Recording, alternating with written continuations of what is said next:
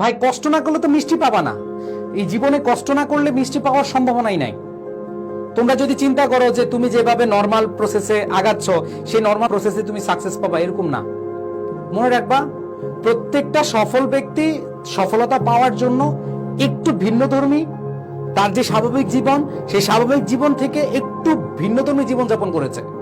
তুমি যেটা চিন্তা করো যে অনেক স্টুডেন্টরাই সকালবেলা ঘুম থেকে উঠে আসতে রিল্যাক্সে তারপরে পড়ার টেবিলে বসে, ভাই তুমি যদি সেম প্রসিডিউরে যাও, তুমি যদি সেম ওয়েটাই ফলো করো, তাহলে কিন্তু তোমার আলটিমেটলি রেজাল্ট আসবে না।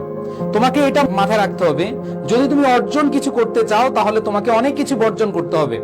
তোমার একটা অর্জনের জন্য অনেক ভালো লাগার জিনিস, অনেক ভালো লাগার মুহূর্ত তোমাকে বর্জন করতে হবে। তুমি যদি বর্জন না করতে পারো তাহলে তুমি অর্জন করতে পারবা না।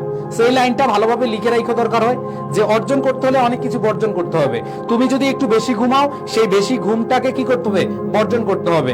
তুমি যদি একটু হাঁটাচলা করতে অথবা খেলাধুলা করতে একটু বেশি পছন্দ করো, তোমার প্রিয় শখ হচ্ছে ধরো বন্ধুদের সাথে আড্ডা দেওয়া, গসিপিং করা, তাহলে ওই শখটাকে কি করতে হবে? বর্জন করতে হবে।